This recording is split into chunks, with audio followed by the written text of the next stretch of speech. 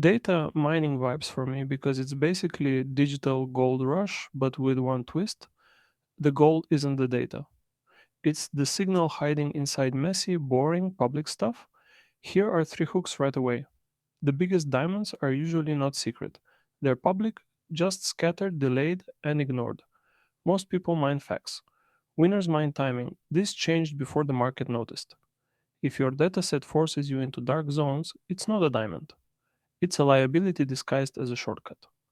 So today I want to talk about where the valuable loot actually is, legally, and what kinds of datasets can turn into products, insights, or money, without turning your life into a compliance horror movie. The core idea: data becomes expensive when it's early, clean, and actionable. Let's define valuable data in a way that doesn't sound like a crypto shill pitch from 2021. Data becomes high value when it has at least one of these properties: latency advantage. You see a shift earlier than most people. Not insider stuff, not private leaks, just you're watching the right public faucet. Aggregation advantage: everyone can access the raw material, but nobody wants to do the boring part: collecting, cleaning, normalizing, linking entities, deduplicating. Interpretation advantage: you add a model, a scoring system, a ranking, a trend detector, a simple what should I do next layer. That's the real diamond. Not a single file, but a pipeline that turns noise into a decision. The don't be dumb section fast. I'm not doing recommendations to go into black zones. Gray zones are a place for reflection, not a place for business plans. And selling collected personal data. In 2026, that's basically begging for a legal faceplant in most countries. So we're staying in the lane. Open data, consented data, aggregated data, and public documents. Now, with that out of the way, where's the loot? Pre insider, before the headline signals the legal kind. When I say insider ish signals, I mean before insider, like public breadcrumbs that predict events. I'm watching these signals, and I might open more of this later. Right now, I'm observing patterns and trying to separate real signal from fantasy. Examples of clean, legal early signals: hiring and org signals. Job postings aren't just "we need a marketer." They reveal new product lines, expansions into new countries, a sudden obsession with compliance, security, or healthcare, adoption of specific platforms which creates an ecosystem ripple. If you aggregate job posts by company and role type, you can build a what are they becoming tracker. Patents and research announcements. Patents are slow, but when you track clusters, suddenly it tells you which areas are heating up, which players are investing, where the future lawsuits will be, which is also a market signal. Procurement and tenders. Tender documentation is a goldmine because it's where money turns into action. I've actually tried reading tender requests even for my own business, and I'll be honest. Tender writers love legal conditions the way some people love pineapple on pizza. Aggressively and without empathy. It often kills the deal for small teams. But as a data set, tenders can reveal where budgets are moving, what capabilities are being bought, which vendors keep winning, what requirements are becoming standard. Even if you never bid, you can mine trends like the market now demands X. This is business intelligence with receipts. The medical innovation wave and why it'll hit every country.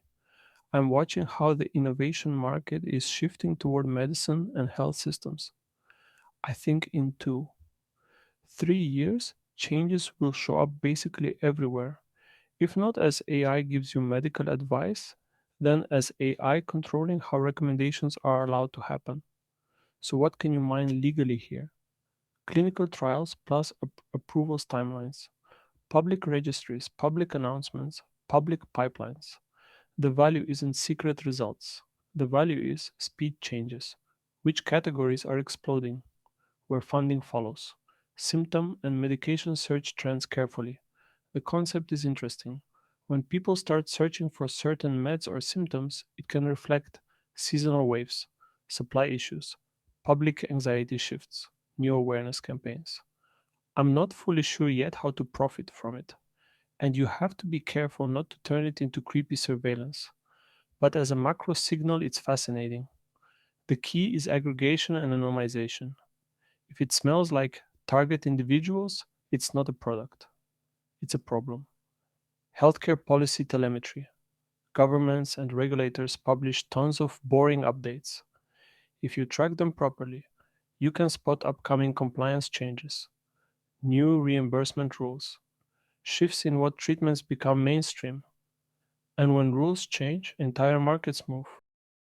Court documents and the real estate vibe, my personal rabbit hole. This one vibes for me. Data mining in judicial documents.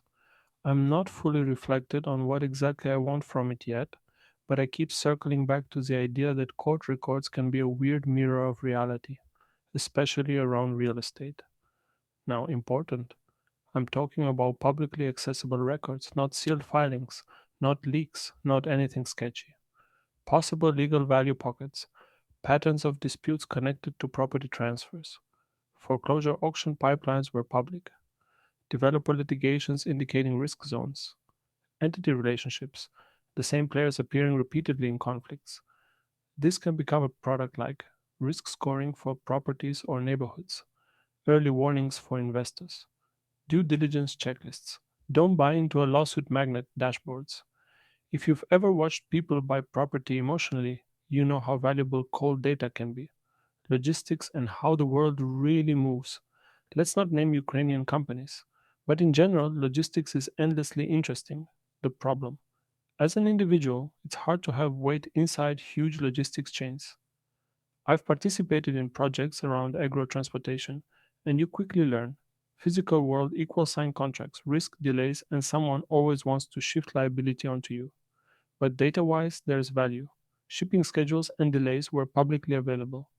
Port congestion indicators, price fluctuations for transport services, warehouse capacity signals sometimes indirectly detectable. The diamond here is often not raw logistics data, but forecasting where will delays hit next, which routes are becoming unreliable, what costs are about to rise. This can power tools for importers, e commerce, procurement teams, anyone who hates surprises. The parks and pizza problem, cute signals via manipulable signals. I've looked at parks data and it's curious, but it can become a dead end. The same way people obsessed over the pizza near the White House thing as a sign of big decisions. I don't buy it. Here's why. Once a signal becomes public and popular, it becomes manipulable. At that point, you're not mining diamonds. You're watching a stage play where someone knows you're in the audience. So when you evaluate a dataset, ask, can this be easily gamed? If everyone watches it, does it still work? Is it cute correlation or a causal business mechanism?